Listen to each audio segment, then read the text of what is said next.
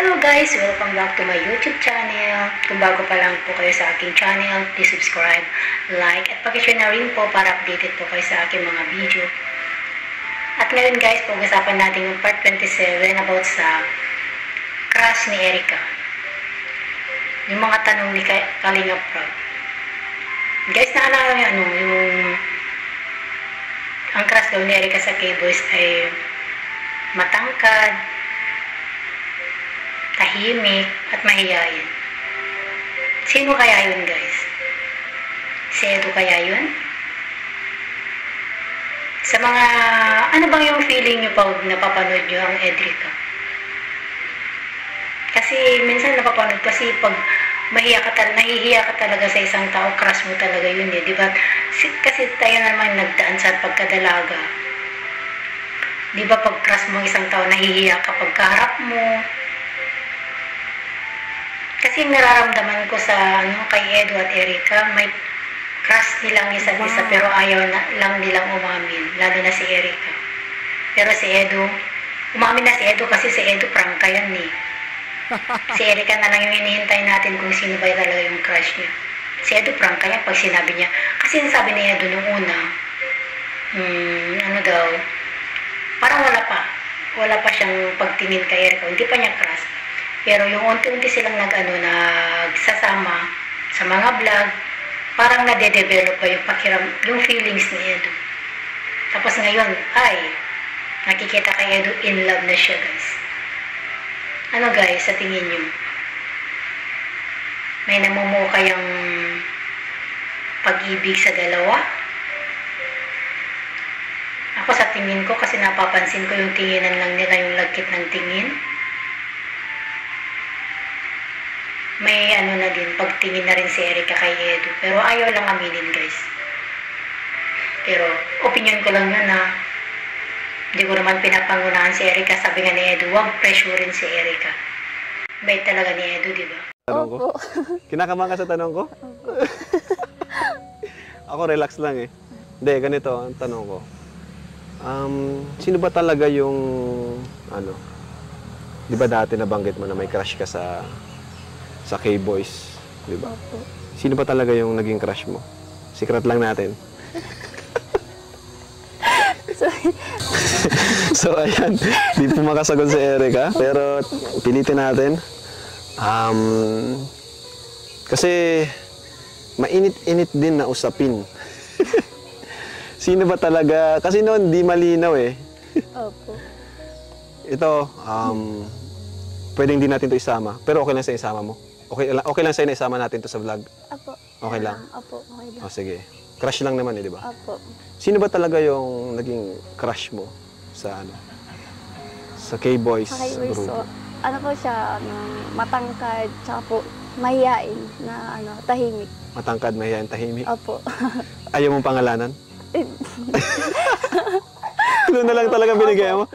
O, sila nang bahala. Opo, bahala na po sila. Pambira. Sa clue pa lang, kilala na eh. Bahala na po sila mag-isip. Kasi, So, ayun po. Thank you, Erica. opo. And ayun, congrats sa inyo, no? Congrats sa inyong lahat. Sa'yo, congrats. Siyempre, Kasi mga ngayon, di ba? Medyo mainit sa mga comment section about dun sa ano ba talaga sa'yo si Edu, di ba? Medyo opo. pati mga supporters nagtatanong, nagtataka, ano ba talaga? Opo. Sa'yo ba? Para sa'yo, ano ba si Edu? Lalo na ngayon, naniligaw siya sa'yo. Ano ba yung nararamdaman mo para sa kanya? Ano po, nararamdaman ko po sa kanya. Ano po, ano lang po, kung ano po kami, kaibigan. Kaibigan. Opo. Tsaka, tulad po ngayon, medyo na po kami, close na po. Hindi po tulad ng una na mahihain. Okay. Parang nagkakailangan pa po. Pero dun sa in a scale of 1 to 10, di ba? Yan, malinaw. In a scale of 1 to 10, paniligaw ni Edu ay effective ba? Gaano ka-effective yung paniligaw niya? Opo. Effective. Gaano ka-effective in scale of 1 to 10? Ano po, 8, mga ganun. 8? Ang taas na. Seryoso, 8? Opo, 8. Kasi po, grabe din po yung efforts niya. Ibig sabihin yung dati, 5. Opo.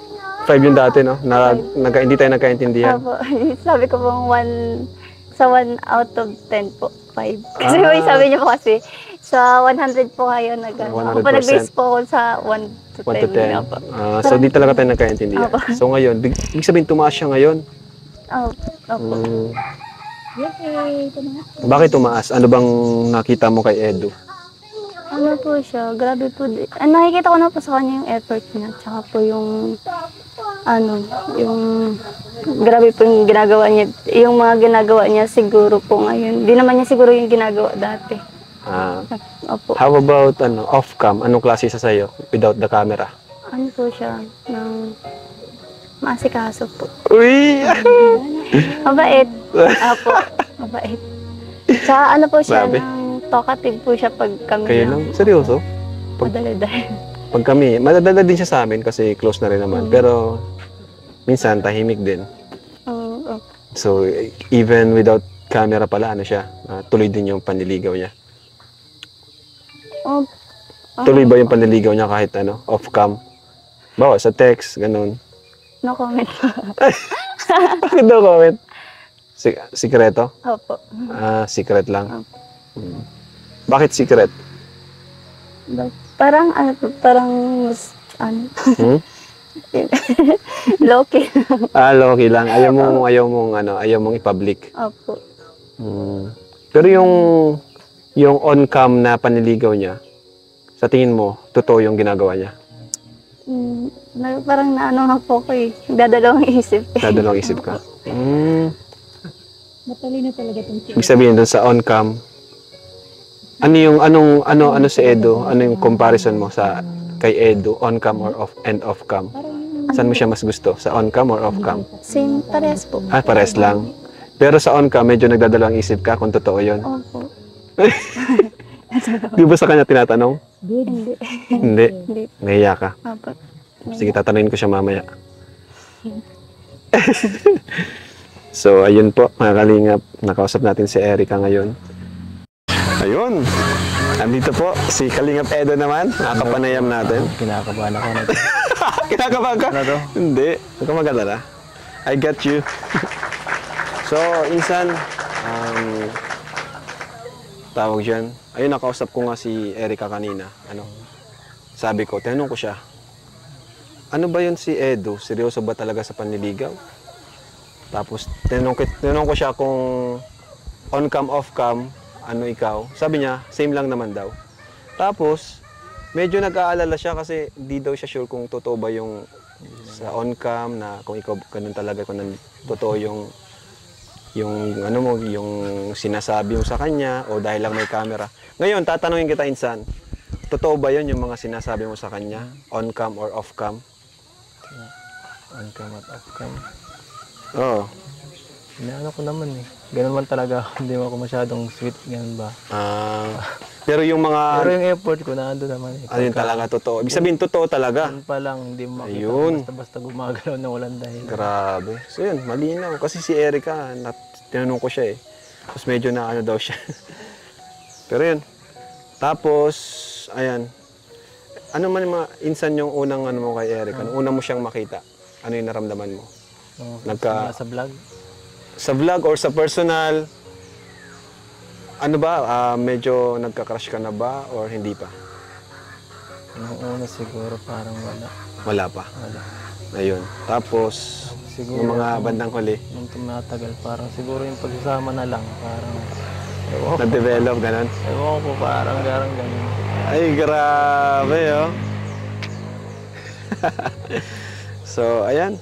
Ano naman, Eds, masasabi mo dun sa mga ginagawa mong effort at panliligaw kay Erica? Siguro, mas aanin ko pa para medyo parang sa tingin niya parang parang Oo nga, no? uncertain ang yung galaw ko. Parang nagdududa siya. Yun din yung feeling ko eh. Yun din, sagot niya kanina, heart to heart talk ko siya kanina. So, anong plano mo? Anong plano mo sa sunod?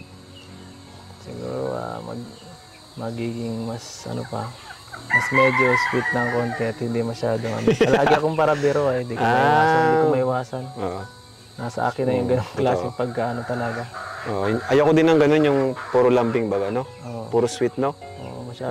Minsan ano tayo, yung parang may biro-biro. Parang di ba? pakaramdam ko kasi pag puro ganun, mauumay agad Oo sa nga. akin. So yan, style ni Kalingap Edo, ganun. So yun po mga Kalingap. Minsan salamat. Okay, thank you. Salamat.